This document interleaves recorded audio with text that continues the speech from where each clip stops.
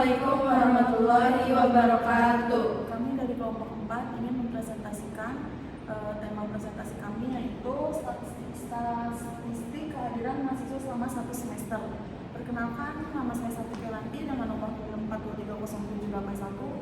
Lalu rekan saya, Nama saya Mariana Aritonang dengan NIM 64230459. Nama saya Intan Melati dengan NIM 64230074. Nama saya Koyra Nisa, NIM 64230508. Nama saya Arifina Fauzia dengan NIM 64230765. Oke, di sini ada latar belakang. Yang pertama, kehadiran mencerminkan partisipasi aktif mahasiswa.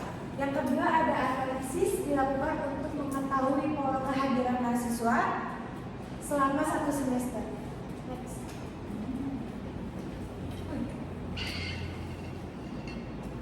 Terus ada metodologi pengumpulan data. Yang pertama, data diambil dari daftar hadir dosen. Terus yang kedua, ada jumlah pertemuannya itu 16 kali. Lalu jumlah mahasiswanya ada 30 orang.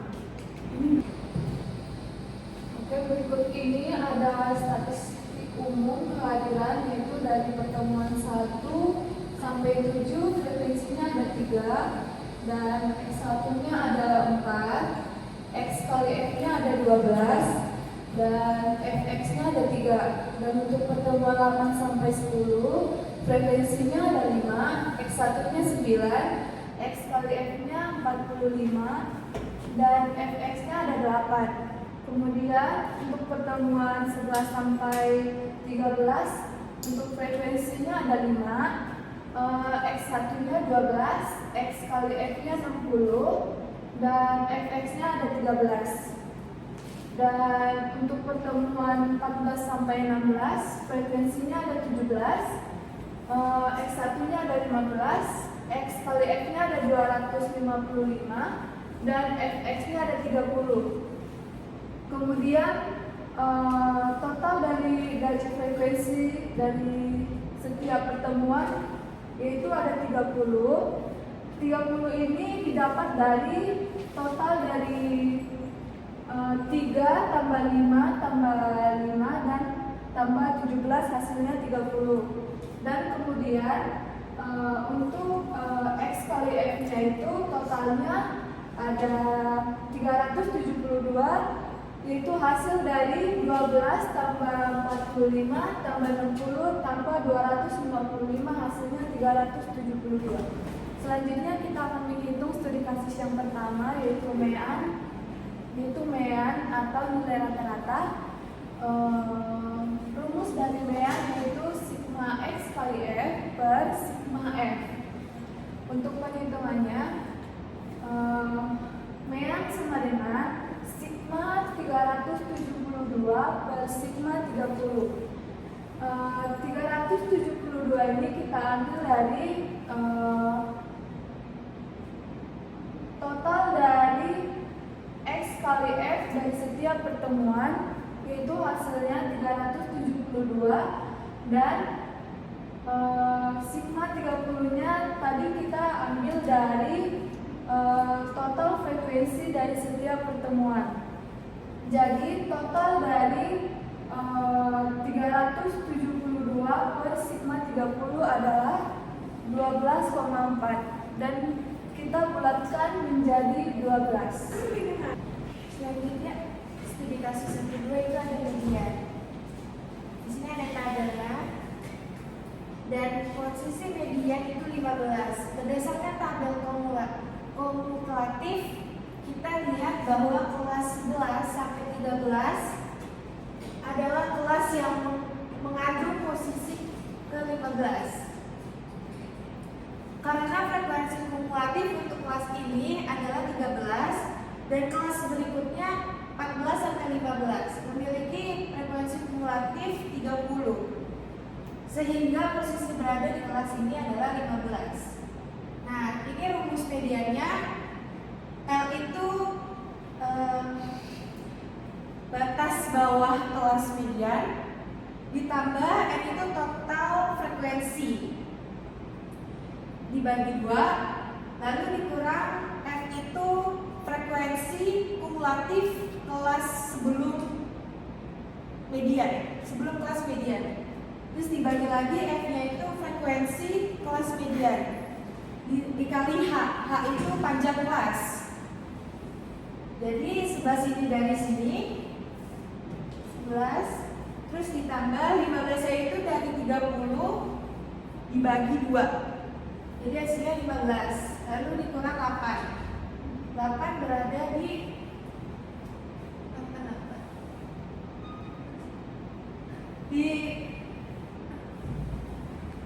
jadi sebelah saya itu dari sini, dari pertemuannya, terus ditambah 15 itu 30 total frekuensinya dibagi 2, misalnya 15 dikurang 8 berada di sini, 8 sampai 10. Lalu dibagi 5 nya ada di sini ya, dikali 2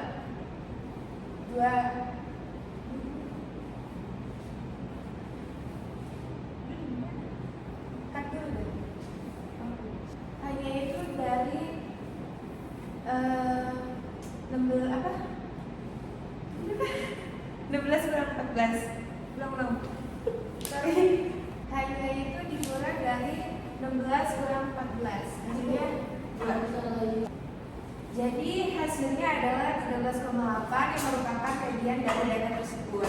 Kita bulatkan 13,8 jadi 14 kali pertemuan.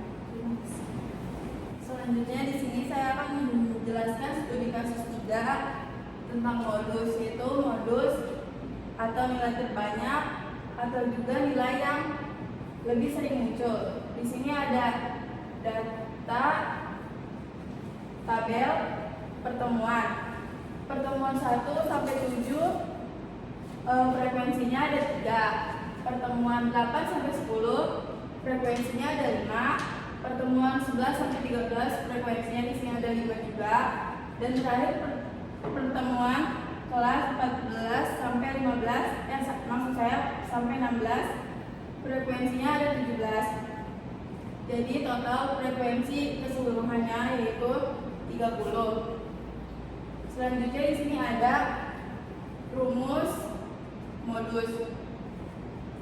Rumus modus yaitu MO itu artinya modus sama dengan L itu titik paling bawah frekuensi ditambah D1 itu selisih frekuensi dari modus yang ingin kita cari, yaitu data terbanyaknya pertemuan 14 sampai 16 frekuensinya 17. Nah, D1 nya juga sama ditambah D2 yaitu selisih frekuensi 17 setelahnya. 17 tidak ada frekuensi setelahnya, jadinya isinya kosong. Terus dikali P nya itu panjang pertemuan dari titik bawah kelas frekuensi. Di sini ada L-nya 13,5. 13,5 itu dapatnya dari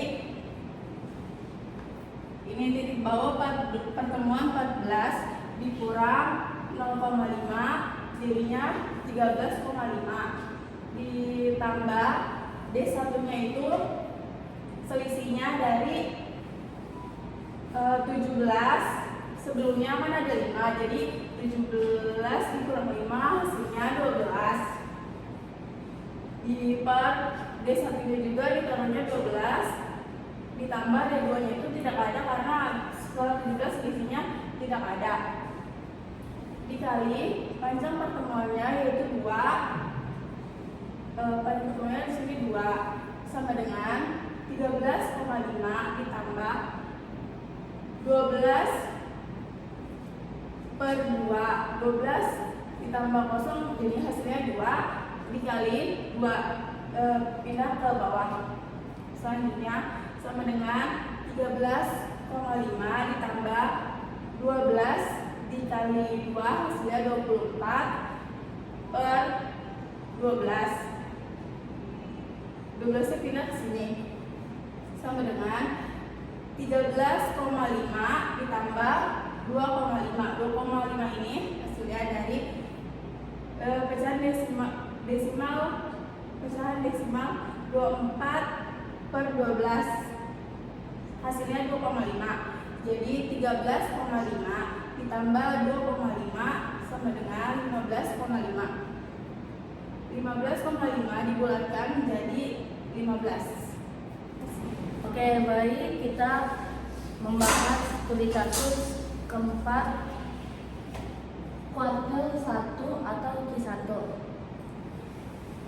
Berapakah nilai kuartil Q1 dari distribusi kehadiran mahasiswa? Itu rumusnya Q sama dengan L plus N per 4 dikurang F per F dikali H.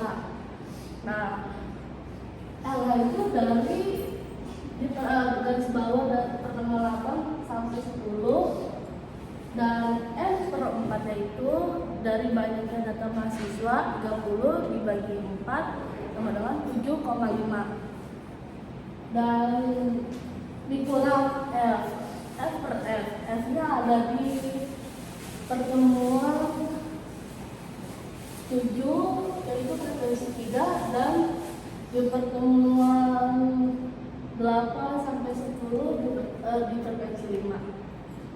Oke, penyelesaiannya yaitu Q1 sama dengan 8 plus 7,5 dikurang 3/5 dikali 2. H-nya 2 nya itu dapat dari H di panjangnya kelas di pertemuan 10. Kenapa 10? Karena 10 dibagi 8 sila 2. Jadi kita masukin ke kedua. Q1 sama dengan 8 plus 4,5/5 dikali 2, yaitu Q1 sama dengan 8 plus 1,8 jadi 9,8. Oke, kesimpulan di desimalin jadi 10. Kesimpulannya 25% mahasiswa hadir kurang dari atau sama 10 pertemuan selama 1 semester. Oke, baik. Kemudian ada studi kasus 5 yaitu kuartil 3 atau Q3. Rumusnya adalah L 3/4 dikali N dikurang F dikali H dibagi F, yaitu L-nya 14 karena diambil dari pertemuan 14 sampai 16, yaitu 14 3/4 dikali 30, yaitu N-nya 30. Kenapa? Karena dari jumlah hasil keseluruhan frekuensi yang pertemuan, yaitu 3 ditambah 5 ditambah 5 ditambah 17 hasilnya 30. Kemudian dikurang 13, ini dari kita ambil dari pertemuan 11 sampai 13, yaitu fx-nya itu 13 dikali 2, hanya 2 karena diambil dari pertemuan 16 sampai 14. 16 dikurang 14 adalah hasilnya 2. Kemudian cara penghitungannya itu 14 ditambah 22,5 dikurang 17 dikali 2 dibagi 17, yaitu 14 22,5 dikurang 13 22,5 dikurang 13 dikali 2 dibagi 17, yaitu hasilnya 15. Jika dibulatkan menjadi 15, maka 15 pertemuan. Dan di sini ada kesimpulan dari presentasi yang sudah kita baca. Yang pertama yaitu ada kesimpulannya, sebagian besar mahasiswa menunjukkan partisipasi baik dalam kehadiran. Yang kedua yaitu namun ada sebagian kecil perlu diperhatikan khusus. Sekian dari kelompok kami, kurang lebihnya mohon maaf. Kami ucapkan terima kasih. Assalamualaikum Warahmatullahi wabarakatuh.